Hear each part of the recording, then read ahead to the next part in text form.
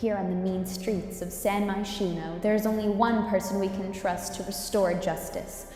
Captain Llama Man. This rogue vigilante stalks the city streets at night, fighting villainous Sims and keeping evil at bay. He's built up quite a fan base of grateful citizens, and there's no bigger fan than Quezzy. It's like everything he's loved from his childhood superhero comics made real. He's become something of an ambulance chaser lately, and it feels like he's always just 2 steps behind Captain Llama Man. So he's devoted himself to the next best thing, writing a series of comic books based on the real adventures of Captain Llama Man, vigilante. Obviously he ran into some legal trouble with that pretty quickly, so he can't really publish these properly, but luckily his best friend owns a comic book shop and arcade in Coverdale. It's the place where his friends have their video game tournaments, and where they stream their TTRPGs, and now it's also the only place where you can buy the official Captain Llama Man comics that are also not official. The backstory for this build really is crazy. Years ago, like easily 2017 or something, I had made this sim who was this vigilante. It's based solely on the fact that we get a like superhero costume with the, I think, Get Famous pack. And I just thought it was so funny to have the idea of a sim who's just like this vigilante. Because like it's this very silly llama looking superhero costume, and I was like, okay, Captain Llama Man, got it. And I thought it'd be really funny to just have that be like a character here. And then now that I'm like putting together finally my actual like official save file that I want to share with people, I was like, well, I gotta put in Captain Llama Man. That's too stupid. I can't not have it there. So I wanted like kind of mystery surrounding it, and I thought the funnest way to do that would be to have a character who's just like obsessed with it, who just really loves Captain Llama Man.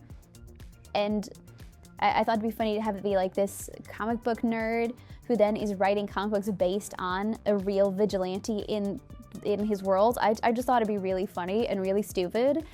And I ended up building this whole build about it, and I actually really am happy with how this one turned out. I think it's one of the better ones. I wanted to just sort of make it a cool place for like any sort of like, you know, nerdy geek kind of Sims to go to, and there's a bunch of like places to play video games. I have those like way too big arcades, like those arcade places in the back. I also have a room that is just for like video game tournaments, to like bring your Sims here to come play video games on like the really big TVs that they have. I have a whole room in the back for that. And then I also put in a room to play like basically Dungeons and Dragons, just like whatever TTRPG. I think in game I'm just calling it Dragons in Dungeons in the hopes that that's not copywritten at all. Not that it matters. I don't think anyone's like going through people's Sims save files for copyright violations, but to me it's just funny. I don't know. And so I actually went in game and wrote and had a different Sims write a bunch of comic books to have for sale here. And I think it's really fun. I went for a few different genres if I could, but I wanted the main one obviously to be based on this. Like the joke of it is that in this universe, in this save file, there is a real vigilante, but then he's writing like fake comics about this real vigilante. I don't know. I just think it's funny. This is one of the crazier builds for me for sure. I don't know. I don't usually.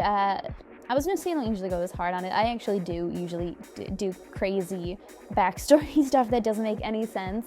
I wanted here to have like a big, I use the mannequin basically because we can't have like cardboard cutouts necessarily, but it felt like they would have a slightly off cardboard cutout of this Captain Llama Man guy.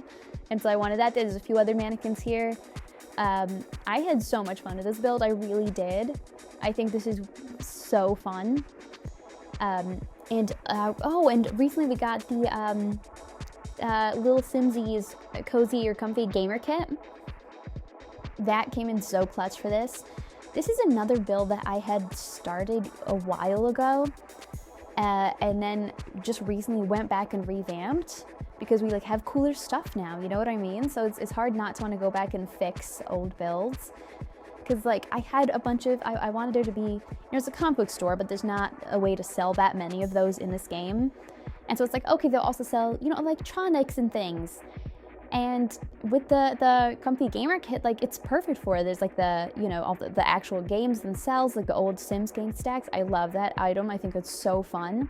There's also those like there's headphones, and there's like that keyboard and stuff, and I just think it's so perfect for it. So I wanted it to be like, okay, it sells like a bunch of nerdy stuff for like geek Sims, but then it's also got some electronics here you can come and buy, like your fancy computers and things, and even some robotics. I should had a sim build robots to sell here, because I'm pretty sure when you pull them from the debug menu, they cost $0, and we're not about that life. We're about the expensive items life. And so I straight up I made also an engineer sim to make robotics here, and I think it came out really cool. I really love this area here. I think it's so fun. All the little electronics for sale, and like all the little I'm so sorry, but I do use Betu. All the little like dumb Star Wars fan things, because like there's not a lot of builds you can use Betu for. And I'm sorry, but I did already pay for it. I'm gonna use it if I can, you know what I mean? And so there are a few places here where there is Betu stuff, because like it's for weird little nerds, and there's gotta, where else can you use it? So there's a couple of things there, but I never pack restrict when I build, which is very annoying, and I am sorry-ish. But for me, like, cross-pack compatibility is the most fun you can have here in the game, and so I try to, like, for me, I actually like building with as many packs as possible to like bring them together. So there's not too much from any one pack though necessarily. So if you don't have, Journey to Betu, or if you don't have the Comfy Gamer Kit or whatever, you can still absolutely download this. There will be a few missing items. But yeah, I'm just right now kind of stocking the more electronics section of the store. I don't remember what order I'm going to be uploading things in, so I apologize if I'm sort of spoiling the next one, but I believe my previous video is going to be the flower shop / tattoo parlor one, where in that I mentioned that it's kind of fun to go back to it before we get the new Businesses and Hobbies pack, because I specifically have it be like, okay, community lots at the bottom, and then on top it's like apartments, like residential apartments. This is a similar one. I just happened to already be revamping this one lately, like recently rather, because of the Comfy Gamer Kit.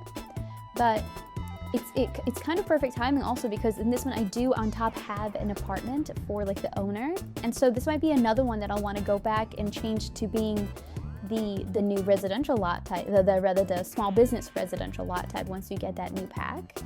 But yeah, there's also you'll see there will be a little owner's apartment above, and in that I do forget to film myself doing the bathroom for that, but I promise it's there, and it's just sort of boring and basic, and I completely forgot about it, which is embarrassing, but there's a bathroom there, don't worry.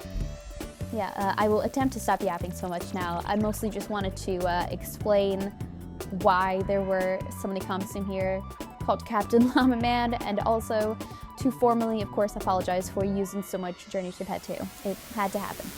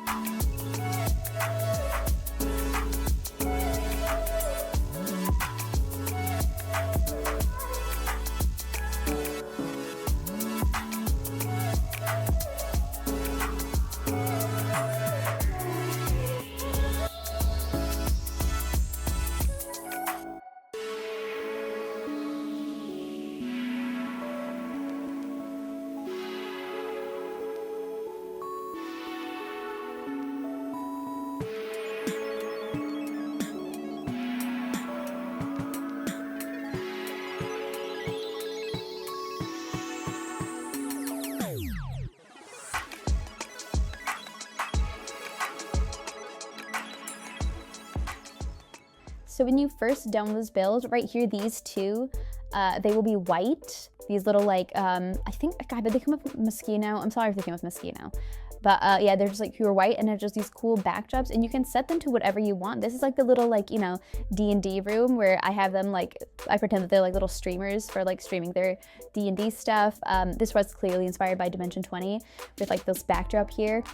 And it's, so I just, you can set this to whatever you want based on like what you want to be. Personally, I think this Summit Forest one is the best, and you have to do them for both of them here, but I just think it looks so cool with that. And also I think it's so funny to have this mannequins there. Oh, another thing I want to do is right over here. I put this in because I thought maybe there was like a cool like sci-fi looking like a lasers thing that would be cool to have in front of like the video game things, but there's not really that many cool options. You do like sparkles or confetti or something for when they have their like video game competitions or something, but that one's a little less cool. But you definitely want to come in and set these two here because I think it really makes it, the way it like slowly goes like that, it looks so cool. Those mannequins are so fun. Oh, and this game here is still functional. There's not a lot of board games here, but I wanted one where you could have more people than just the 4 playing it, and so we got that there. I tried to set up this little pop-up book to be like the DM screen here, and I used sized down symbols to look like they're dice. I think it came out looking kind of cute. You got the little like toys there to look like minis on there. I think it worked cool. Then you can come here, I do have the regular game there, like the board game thing for like playing like puzzles or whatever there. But yeah, I really like having a separate little like TTRPG room. I think it's cute. Another thing I want to do is come here and lock this door. You might want to set a club to be able to lock it. This is if we don't have the, this is before I have the Businesses and Hobbies pack, but the door up to the apartment and also the door to that TTRPG room, you might want to lock. Otherwise, if you have it set to retail, customers just sort of come in and are annoying about it. So you might want to lock those 2 doors for playability. But otherwise, I have things set to for sale there, like this little book, the comic books and things. So it should be ready to play, like when you download it right away. Yeah, I'm really, personally, I love how this one came out. I think it's so fun. This is one of my favorite builds to play in. Gotta have the TARS there. And oh, and this little mic here, you can read like excerpts. So you can have them like write their little comic books and then have them like read excerpts from them and have little like comic book nights here and stuff. I think it's really fun for just sort of like nerd sims to play. I think it's really cool. I have it in the Copperdale world. I think it's really cool for like sort of like clicks in the game for like the high school thing. I think it's for fun. On the side here, I wanted like little usable things out there for like writing the posters and collectibles. Here, I also put in 2 places where you can have pictures. Here, you can have it right in front of that fun little like UFO thing here. And then in the back in that little Star Wars section, which again, I do apologize for, but I think it works for this build.